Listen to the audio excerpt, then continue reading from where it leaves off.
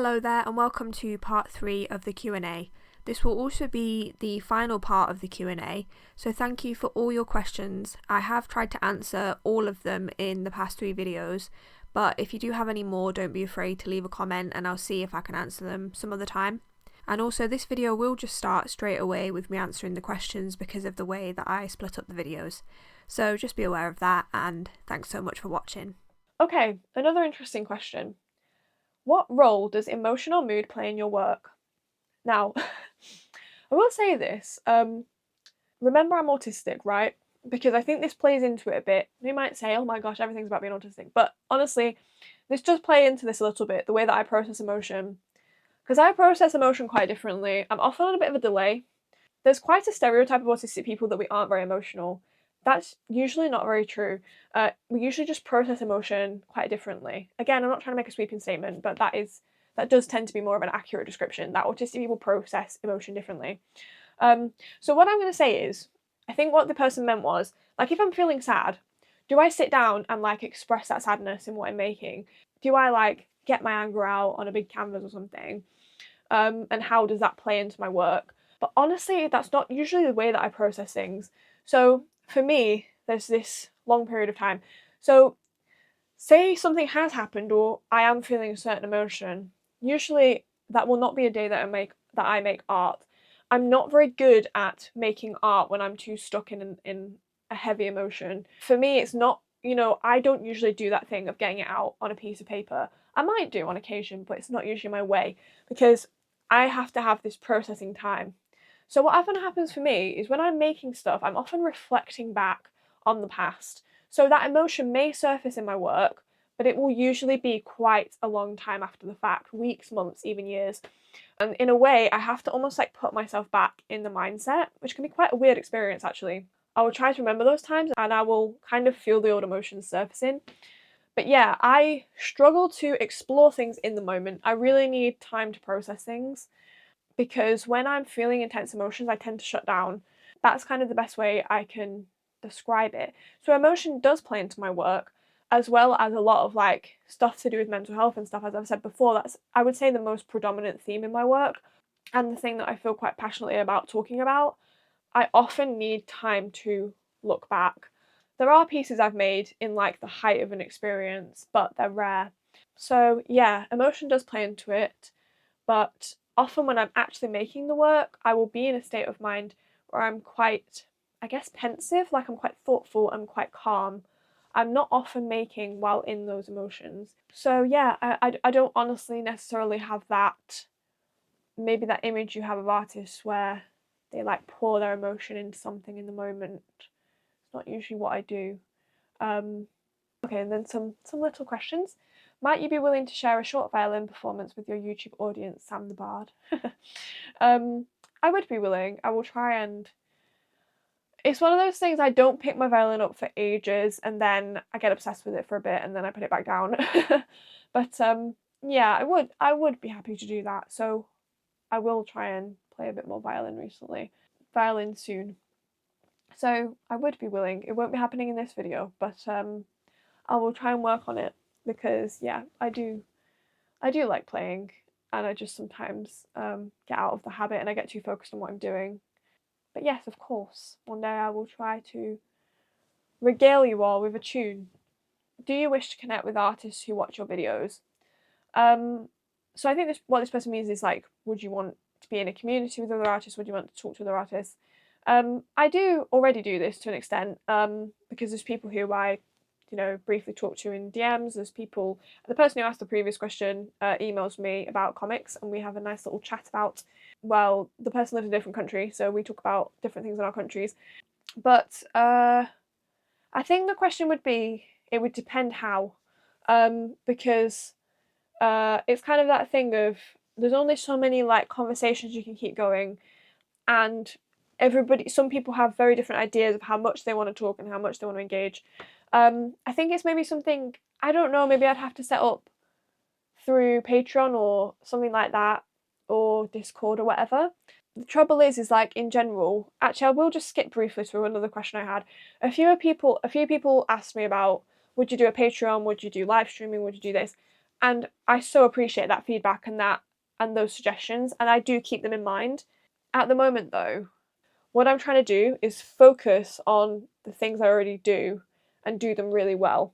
Because I'm kind of a believer of, if you've got 2 bricks, build 2 walls really well, rather than adding 2 bricks to 5 walls and it taking ages for you to spread the bricks around and to get the 5 walls higher, if that makes sense. I'm probably saying that wrong, but if you get what I mean, I prefer to do a few things really well than to do a lot of things kind of not as well. And I only have a certain capacity. Yeah, some people definitely have a lot more capacity than me, and artists do as well. I'm quite a tired person. There's a reason why I call my vlogs Week in the Life of a Tired Artist. I get very tired, I get very mentally tired. It's to do with my autism. I like to keep things manageable. So for now, I'm not planning to start a Patreon or to start a Twitch or whatever. And equally, I don't really think I want to start a Discord or anything. So the answer to the original question is, it's great to be in community with artists. I really value the connections with artists and their feedback. At the moment, I'm not planning to necessarily make some big move to create some sort of community, because I honestly just don't have the capacity, to be honest, at the moment. That being said, if you do want to email me or you do want to chat about art, please feel free to do so. That's absolutely always welcome, but I won't necessarily always be able to reply really, really often. So yeah, and to the Patreon and stuff, like I say, really, really appreciate the suggestion, and it's something I definitely will keep on the back burner for the future. But for now, I'm just going to really focus on what I'm doing. I do think the live streams could be a potential, but I'd probably do those on here as well on YouTube. So yeah, I've covered a couple there, but yeah, hope that makes some sense. Someone also asked, just to tag on to that, would I do beginner tutorial videos? That's another thing. I'll add it to the list.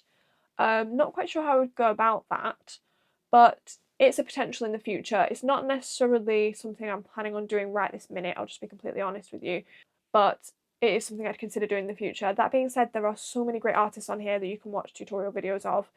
How do you begin work on a comic/graphic novel? And then they were just asking, what's the breakdown of my creative process? So what I would say to this one is, when I finish this issue of the comic, I'm planning on making a video where I will go more thoroughly through like how I went about it beginning to end. Actually, the question to this is not maybe as helpful as I wish it could be, but it's just the honest answer. Like with this comic I'm making now, I didn't initially plan to make it as long as it is, to make it such a big project. I had this idea in my head that I had a really long time, which was a human and a robot who were best friends who ran some sort of food thing. That was the main idea that I had in my head. And it ended up being the toast-based food truck. Honestly, it was just that idea that I had in my head for a long time. I felt connected enough to it that I felt I could approach a bigger project for the first time. But initially, I made a few pages of it, and I honestly only planned for it to be like a little introduction, a little way to kind of float the idea and see what people thought of it. I was only going to make like a little zine type thing, and then the idea like just ran away from me. The storyline ran away from me, and I ended up fleshing it out a lot in my head. And that's why it's turned into something that is going to be 40 plus pages. How did I begin work on it? The honest answer is I didn't intend to.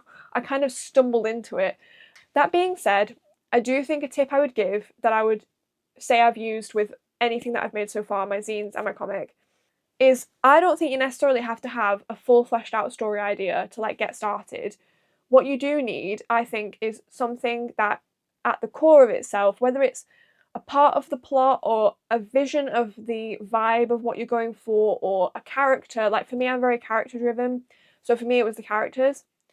Hold on to something that you're really sure of, that you really, really want this project to have strongly in it, and use that as a starting off point and branch it out from there. But be really sure of at least something that you want this comic to be, even if it's like a theme. I think it's not about having this incredible idea necessarily, because ideas are ten a penny, as they say. I think it's about being really clear about what you want it to feel like, and what, just something about it that you can really clearly see in your mind to get started with is important. And I do think going through a basic structure and seeing where you can flesh it out and where you've got gaps and where you're not quite sure what's going to happen is helpful. And yeah, don't get too overwhelmed by it being a bigger project. To be honest, I didn't have time to get overwhelmed. I've been more overwhelmed like halfway through because, as I say, I didn't intend it to be this long. But yeah, try not to get too overwhelmed by the scale of the project, although it is overwhelming. Don't be afraid to just approach it in a way that works for you. It doesn't always have to make sense to other people. Like I literally plan my comic out like this, you know, like it's the most basic thing you've ever seen.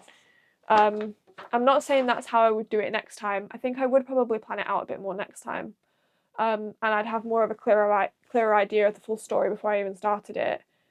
But it's all learning. It's all a learning curve. I'm very much a beginner, so I'm not too qualified to answer these questions yet, but I hope that helps to some degree. Favourite graphic novels and comic series? What different art styles do I love seeing in comics? And what are my favourite comic publishers? So I'm just going to be completely honest with at least two of those questions. I haven't read that many comics. I'm still really exploring it. I do like some DC stuff, but as I've said, I'm not really into superheroes. I only really read Harley Quinn, and even then, there's like one I've liked and three I haven't. Like, of the things I've bought, honestly, I don't know. Like, I don't have a favourite comic publisher, and I don't have a favourite comic series because I've never really got into a complete series like that. Although, I will say I do like some manga series. One of my favourites is this Yokohama Keirashi Kiko. Saying that badly. This is only the second massive volume. I haven't read all of them, I've not even started reading this one yet. This is about a robot that looks like a human, and it's set in like a future. So it has a bit of an affinity with my work. I love the art style in this. This kind of answers some of your question as well. What art style do I like looking at? I love the art style in this comic because I love how there are some really large pages and it creates space. I find it really refreshing like that, entire big pages. It's not too cramped. I really love that and I find it really inspirational. Yeah, don't believe that manga all looks the same because it doesn't. I don't know where people get that idea. That's an art style I really like to see, is stuff with space. Honestly, I like any art style that has a strong sense of personality. Another graphic novel I do like is this one, Flake, which is actually set in the north as well. This has a really strong sense of who the artist is, this kind of thing. Yeah, I think very, the artistic voice is really clear in this. Also think it's quite a fun story. It's an easy read. It has a nice, thing to it. I have read quite a few graphic novels that I haven't enjoyed, to be quite honest. There's some that I've just felt like, well, what on earth was that trying to say? I don't know. So yeah, I'm still very new to it. I honestly still am searching, and it costs money as well. I've read graphic novels in the library that I have liked, but there aren't that many, and I guess I could order them in. I need to go and ask about that. But yeah, honestly, I'm sorry, it's a bit of a disappointing answer. There's not that much that I've read yet that's really, really caught my attention. I'm still exploring it. So yeah, but I do like manga, I have to admit. I definitely prefer manga to like American comics, to be honest. Something that I will mention that isn't a graphic novel but that is an illustrated book that really, really influenced me as a child is this, The Spiderwick Chronicles. It's actually hard to explain how dearly I feel about this book. The feel of them in my hands, the nostalgia of this, the way this just opened my imagination as a child. The illustrations in this really, really inspire me. Because what I like about them is they're characterful but very detailed. And I think in a way that's kind of where I like to sit with my work, is I still like to add quite a lot of detail, like in the hair and things, but also try and get that character. So it can be a hard line to kind of toe. But yeah, I love Tony DiTerlizzi's work, and yeah, this meant a lot to me when I was young, and I still love looking at it and reading it. The feel of it, the whole world of it, the way that all of it feels so entrenched in the story and the vibe they're trying to give off is just very inspiring to me. So stuff like this definitely impacted me a lot. I've left this question till last because you know that it's my it's kind of my my special interest. TV. One thing I will say, and this is gonna sound weird, right? Some of my closest friends don't know the names of some of my favourite TV shows because it's this weird thing of some of them, at least for now, they're so precious to me, it's actually hard to talk about. Again, bear in mind this is like my special interest. And you know, sometimes you just want to keep some things for yourself, some things precious that you're not going to hear people's negative opinions on and say, oh, I thought that was rubbish, I thought it was boring. Generally, I have this attitude of like, we all like different things, art is subjective, it's okay, but there's certain things I watch where I will get upset. And not seriously upset, but there's a reason that I will not tell you all of my absolute favourites at this moment. Maybe one day I will. But like I say, it's not about you personally. Even my closest friends do not know some of the names because I am that precious about it. It's kind of like that weird thing where you love something so much you actually can't explain it. It's like I could write an essay or I literally couldn't find a single word. That's what I feel about TV because I'm that weird about it. But yeah, I'm going to mention some things that really meant a lot to me through my life. So, of course, you know I love Bob's Burgers. Bob's Burgers really inspired me when it came to my comic. I really like how Bob's Burgers is for adults, like it has adult themes and it's, you know, kind of cuts off a child audience in some ways, but it's also very whimsical. Also another way that I like to go with my work. I've had people say to me sometimes like, it'd be so cool if you made a children's book, you'd be really great at it.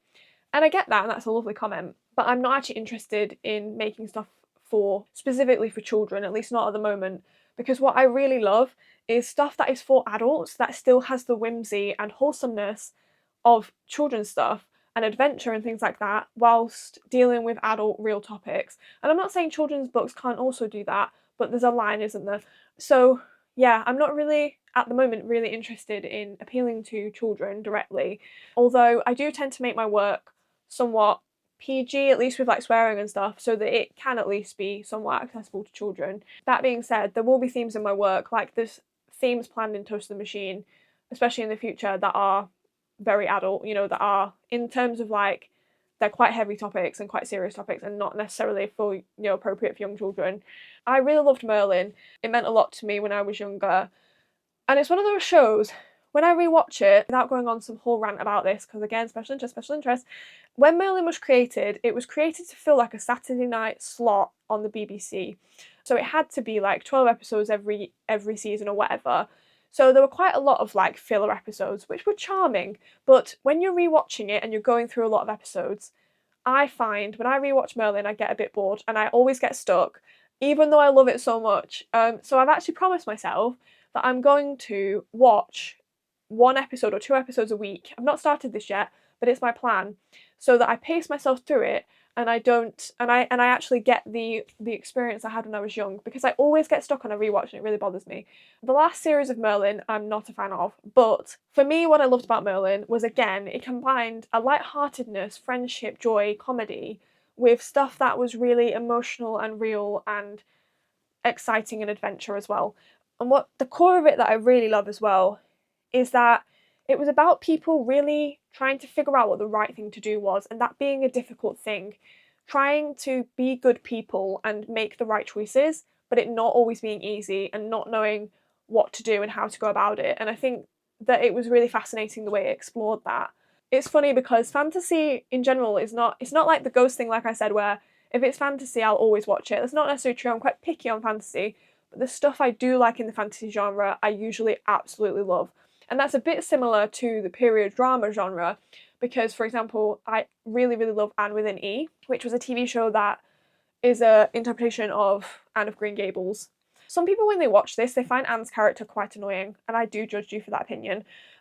So, yeah, you need to see past that. You need to see past it, because what I love about Anne is she is such a vivid character. One of my absolute most really, really annoying things that I find in media is when female characters are so flat and two-dimensional. There's so many female characters like that out there, and it's really, really frustrating. What I love about Anne is that she is multi-layered, she is vivid, she is complex, she is difficult at times, she is confused, she gets things wrong, she gets things right. She's a real, living human person. That is how she feels, and that's what I love most about Anne with an E, but I also love how hopeful it is. There's something about watching that show, the nature, the vividness, the way that Anne talks about life, that honestly, again, has helped me through some really difficult times. I try and not rewatch it too often because I feel like I need it in certain times of my life, but it's honestly, yeah, it's just really hopeful, I think. It's hopeful but also real and addresses a lot of real topics. Yeah, beautiful show, I think. It was unfortunately cancelled, but they were able to wrap it up at the end without too much of a cliffhanger. There were a few things that were left undone, but it's not to the extent of some things. Another show I really love, Detectorists, which is a comedy about a group of hobbyists who do metal detecting. I really love that it's, again, about the mundanity of life. It's a really nice comedy. It's wholesome. It's also got real topics and real situations. Yeah, I really love how steeped in the countryside Detectorists is. I love anything that is set in the countryside like that. And again, that's something that I really draw from in my own work. I really like to set things in the kind of places that I live in rural life. It's funny, it's lighthearted, it's wholesome. It's very, I feel like I've used the word warm a lot, but maybe that's where there's a theme. I do actually at one point maybe to do a video on this exercise I do sometimes where I look at all the media I like and I try and find patterns within it. Would that be interesting to people? That's a tiny side note. But I do think that's really helpful because it's amazing how many patterns you can find from totally different genres, like things that you realise you really are drawn to that are kind of underneath the obvious plot. But yeah, the person who wrote Detectorist, Mackenzie Crook, also wrote a children's show called Wurzel Gummidge, which I actually really like, which is a newer version of like a show that was like when my mum was young, she watched about this scarecrow that comes to life. Again, really, really entrenched in the countryside, really, really just bathed in countryside stuff, and it's really whimsical and cute, and it's very, very healing. I don't know. I love stuff that's about the countryside. I think that's partly because obviously I've grown up in it and I feel a real like draw to it. So yeah, I love stuff that celebrates rural life and the kind of simplicity of that, wandering around a field and all that. I love comedies, ghosts, love it. Again, it's about ghosts and I love the actors who do that. Ghosts is another show that I feel combines funny, light-hearted, real stuff sometimes, poignant stuff sometimes, really powerful lines sometimes. I even have one in my book here. It's no fault of the sun if the eye sees not its beauty. And that's my favourite character. I love Thomas, is it? I love his character the most. He's like a poet. As animation goes, I also like Hilda, I like Gravity Falls, Owl House, also enjoyed that. The last thing I'll mention today is a series that had a massive impact on me when I was about 17. It's one that I don't rewatch too often because it's very, very sad. Now, it does have light-hearted elements because, again, I can't deal with, heavy, heavy, heavy all the time, except in, obviously, I do sometimes watch media like that, but it's not one that I watch too often. So this show was called In the Flesh, and it came out, as I say, when I was about 17, so about just over, must have been 10 years ago now-ish. Please do check trigger warnings, potentially, because there's some pretty heavy stuff about mental illness and lots of other themes in this story. But it is also light-hearted, mundane, friendship. It's got a lot of really good stuff as well, but it is sad. The reason this had a massive impact on me is, again, it was this combination that I just love so much and that I hadn't seen a lot of at the time. So In the Flesh is about, there's been like a zombie event, but we're kind of past it, and the zombies have been like rehabilitated by, medicine and stuff, to actually feel normal again. So they did used to do the whole eating brains and whatever, but they've got their personalities back. And they do have like various things like they can't eat and stuff like that, but they're pretty, they're back to themselves mostly. And it's basically about a little northern town, which is based on the kind of town that like the towns around me. So it does have that connection to the north as well. And it basically follows a character who's a zombie going back home and various other characters. But there's a lot of interesting stuff about it because there's stuff about the people who were kind of the fighters of the zombies during when that was a thing, not being able to adjust to the fact that these zombies are now back home. There's a lot of explorations of different themes, a lot of exploration of homophobia, for example. I think it is the most fascinating show.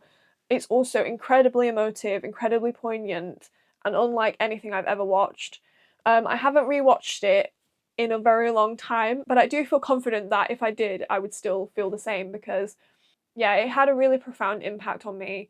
And like I say, I think it is quite an inspiration for my work, because for me, it was that interesting combination of something so unusual and supernatural being combined with something quite mundane and mundane normal life. But then the way that they were able to explore a lot of heavy topics, you know, like someone returning from the dead, having not, you know, not been alive for a period of time and stuff like that. And it really did bring up a lot of really fascinating topics and commentaries on life. Sadly, it was cancelled because at the time it was aired on a channel that was kind of at its end. At the time, BBC Three was kind of coming to its end, and unfortunately, In the Flesh was kind of a casualty of that. And it's a real shame, because it is unfortunately left on quite a cliffhanger. And I would not normally recommend something that is left like that, even though it's not the fault of the creators usually. But I loved it so much despite that, which says something, because I really dislike when stuff's left on cliffhangers. That's part of the reason that I prefer to watch things that are like a complete story already. Yeah, it's a real shame, but I do still think it's worth watching. And it's such a shame, because I honestly think if it aired now, I think it was quite ahead of its time, and I think if it had been on now, it would have been a lot more popular than it was back then, because it was really ahead of its time. But yeah, I would really recommend it, but do beware, it is of the sad variety. Yeah, I think that's all I'm going to say for now. There are a couple of currently airing shows that I'm really enjoying, but I think I'm going to mention those in my vlog, because I've talked a lot today. Maybe it'll encourage you to watch my vlog to see about the ones I'm currently watching. But yeah, I hope this has been interesting to you. I apologise, it has been quite long, but in the end I decided I just wanted to power through all the questions I had. I hope this has been interesting and potentially helpful. Thank you so much for your questions and for your interest. Let me know in the comments any of your thoughts, and thanks so much again, and I hope I will see you next time in the little art room. Till then, goodbye.